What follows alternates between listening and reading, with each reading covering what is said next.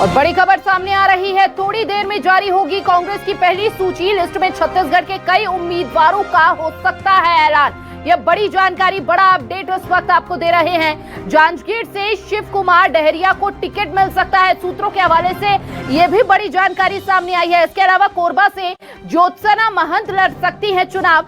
राजनांदगांव से भूपेश बघेल चुनाव लड़ सकते हैं। यहाँ पर राजनांदगांव की अगर बात की जाए तो पहले से ही कांग्रेस इसे अपना मजबूत क्षेत्र मानती आई है। दुर्ग से राजेंद्र साहू का नाम तय माना जा रहा है, साथ ही रायपुर से विकास उपाध्याय का नाम तय माना जा रहा है। सूत्रों के हवाले से ये वो तमाम बड़े नाम जो तय माने जा रहे हैं कांग्रेस की ओर से। इसके अलावा महासमुंद से ताम्रध्वज साहू का नाम तय माना जा रहा है। बीजापुर से एचएल एलगुर का नाम तय माना जा रहा है। ये वो तमाम नाम एक एक करके जो हम आपको जानकारी दे रहे हैं। और साथ ही ये भी बड़ी खबर सामने आ रही है कि अब से कुछ ही देर में ऐलान भी किया जा सकता है। हालांकि ये वो नाम है जो तय माने जा रहे हैं। तमाम जातीय समीकरणों को साधते हुए, क्षेत्रीय समीकरणों को साधते हुए मैदान में कांग्रेस इन दिग्गजों पर दांव लगाए सकती है। साथ ही नाम तय माने जा रहे हैं, बस इंतजार है इन नामों के ऐलान का। महासमुंद से ताम्रध्वज साहू का नाम तय माना जा रहा है। बीजापुर से एचएल एलगुर का नाम तय माना जा रहा है। देखिए, यहाँ पर यह समझना बहुत ज्यादा जरूरी हो जाता है कि तमाम जातीय समीकरणों को साधते हुए कांग्रेस ने ये नाम तय यहाँ पर किए हैं, क्योंकि पहले से ही बीजेपी अपनी लिस्ट जारी कर चुकी है। पहला प्रेशर ऑलरेडी बीजेपी के कैंडिडेट्स का जब नाम ऐलान हुआ कांग्रेस पर था, और ऐसे में यहाँ पर तमाम समीकरणों को साधने के लिए बड़ी चुनौती भी कांग्रेस के लिए थी। ऐसे में अब जो नाम ये तय माने जा रहे हैं, कहीं ना कहीं अगर इसे समझा जाए तो तमाम समीकरणों को साधते हुए इन नामों को आगे रखा गया है। दुर्ग से राजेंद्र साहू का नाम तय माना जा रहा है। रायपुर से विकास उपाध्याय का नाम तय माना जा रहा है। साथ ही साथ यहाँ पर ये वो तमाम आपको क्षेत्र बता रहे हैं, तमाम जगहें बता रहे हैं जहां पहले से ही कहीं ना कहीं कांग्रेस एक मजबूत पकड़ के साथ मैदान में रही है। अब ऐसे में इन नामों का ऐलान भी जल्द हो सकता है। ज्यादा जानकारी के साथ संवाददाता वैभव शिव पांडे हमारे साथ जुड़ चुके हैं। वैभव, लिस्ट सामने आ रही है, जो नाम है तय माने जा रहे हैं, बस इंतजार है ऐलान होने का। क्या समीकरण यहाँ पर बैठते हुए नजर आ रहे हैं? बिल्कुल, जो एक लिस्ट वायरल हो रही है जिसे ये माना जा रहा है कि यही वो नाम है जो कि कांग्रेस की सूची में शामिल हैं, तो ये वो सारे नाम हैं जो हम लोगों ने पहले ही न्यूज़ 24 पर फ्लैश किया था। जैसे कि कोरबा से ज्योत्सना महंत हैं, राजनांदगांव से पूर्व मुख्यमंत्री भूपेश बघेल हैं, इसी तरीके से ताम्रध्वज साहू का नाम महासमुंद से आया है। हालांकि उनका नाम दुर्ग से भी चल रहा था, और दुर्ग से राजेंद्र साहू का नाम सामने आया है। तो ये वो नाम है जिनकी सूची में नाम होने की बात कही जा रही है। अभी कुछ देर में ये अधिकृत रूप से भी आ जाएगा, जब प्रेस कॉन्फ्रेंस यहाँ पे कांग्रेस की तरफ से किया जा रहा है। उसके बाद शिव डहरिया का नाम भी जांजगीर चांपा से आया है। तो लगभग नाम वही हैं जो कि पहले से चर्चा में रहे हैं, और ये माना जा रहा है कि कांग्रेस पार्टी बहुत मजबूती के साथ छत्तीसगढ़ में लोकसभा का चुनाव लड़ना चाहती है, इसलिए बड़े चेहरों को भी चुनावी मैदान में उतारा जा रहा है। यहाँ पर देखिए, राजनांदगांव की अगर बात की जाए तो कहीं ना कहीं भूपेश बघेल को यहाँ पर आगे रखा जा रहा है। यहाँ पर जातीय समीकरणों को समझना भी बहुत ज्यादा जरूरी हो जाता है, क्योंकि कांग्रेस ऑलरेडी अपने आप को मजबूत मान रही है वहां पर।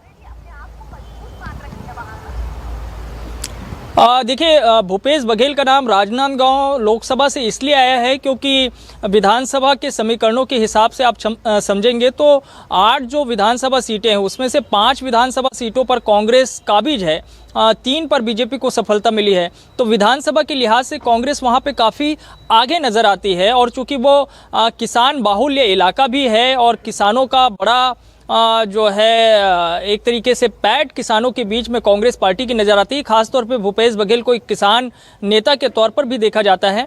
तो एक समीकरण ये नज़र आता है कि भूपेश बघेल को राजनांदगांव लोकसभा सीट से चुनाव लड़वाया जा रहा है, जिससे कि फ़ायदा कांग्रेस पार्टी को ज़्यादा से ज़्यादा हो सके और वो सीट कांग्रेस पार्टी जीत सके। बिल्कुल, देखिए यहाँ पर लोकप्रियता को भी एक बड़ा फैक्टर लेकर चल रही है कांग्रेस, और इसीलिए भूपेश बघेल का नाम यहाँ पर आगे रखा जा रहा है। लेकिन वहीं अगर जांजगीर से शिव कुमार डहरिया की बात की जाए, यहाँ पर क्या समीकरण बैठते हुए नजर आ रहे हैं, वो भी विस्तार से बता दीजिए वैभव। देखिए, डॉक्टर शिव कुमार डहरिया अभी विधानसभा चुनाव हारे हैं 2023 का। आरंग से वो चुनाव हारे, मंत्री रहते हारे। वो सीट लगातार बदलते रहे हैं, सीट बदलने वाले नेता के तौर पर उनको जाना जाता रहा है।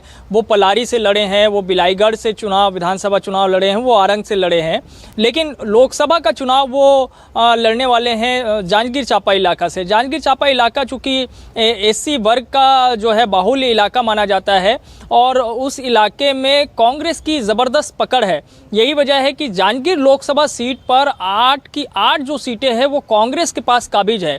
वो इलाका डॉक्टर चरणदास महंत का भी इलाका है। उसी विधानसभा लोकसभा क्षेत्र के विधानसभा सीट शक्ति से वो चुनाव जीत कर आए हैं। तो शिव कुमार डहरिया को इसलिए भी चुना गया है क्योंकि वो मंत्री रहे हैं, काफ़ी लंबे समय से छत्तीसगढ़ की राजनीति में वो हैं। उनका सतनामी समाज के बीच में अपनी लोकप्रियता है और कोई मजबूत चेहरा कांग्रेस पार्टी को वहाँ पे शिव डहरिया के मुकाबले नहीं दिख रहा था जिसे चुनाव लड़ाया जा सके। तो शिव डहरिया के नाम पर इसलिए सहमति बनाई गई और कहा गया कि पूर्व मंत्रियों को भी चुनाव लड़ाना है तो उसमें शिव डहरिया का नाम उपयुक्त हो सकता है जांजगीर चांपा के लिए। लेकिन हार के बाद भी क्या इसे कांग्रेस की तरफ से जिस तरह से नाम आगे रखा गया है, क्या इसका नतीजा रहने वाला है चुनावों में? कितनी मजबूती के साथ यहां पर जमीन पर नजर आ रही है कांग्रेस? देखिए, कांग्रेस पार्टी के सामने जो चुनौती सबसे बड़ी है लोकसभा के लिहाज से वो है छत्तीसगढ़ और केंद्र की जो राजनीति है उसका बिल्कुल अलग स्वरूप दिखाई देना। छत्तीसगढ़ के अपने स्थानीय मुद्दे विधानसभा के चुनाव से अलग रहे हैं और राष्ट्रीयता के हिसाब से मुद्दे अलग हैं। लोग जो है केंद्र में नरेंद्र मोदी का चेहरा जो है देखते रहे हैं और ये मानते रहे हैं कि नरेंद्र मोदी ही एक बड़े नेतृत्वकर्ता देश के भीतर में नज़र आते हैं। कांग्रेस के पास ऐसा कोई चेहरा नहीं दिखता है।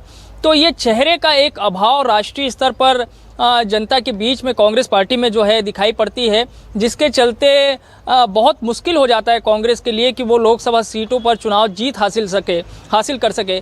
लेकिन कुछ अपने व्यक्तिगत जो है चेहरे भी होते हैं, उनका अपना प्रभाव होता है और कुछ जातिगत समीकरण भी होते हैं। तो उस लिहाज से कुछ सीटों पर कांग्रेस थोड़ी मजबूत नजर आती है, जैसे राजनांदगांव की सीट है, लेकिन यहाँ पर अगर महासमुंद सीट को भी समझा जाए तो ताम्रध्वज साहू ने जिस तरह से 2014 में परफॉर्म किया था, उसके बाद 2019 में कैंडिडेट चेंज हुआ, हार का सामना कांग्रेस को करना पड़ा।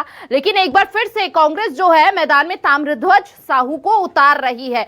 ये भी यहाँ पर बेहद महत्वपूर्ण कदम माना जा रहा है कांग्रेस का। बहुत बहुत शुक्रिया वैभव आपका तमाम जानकारी साझा करने के लिए।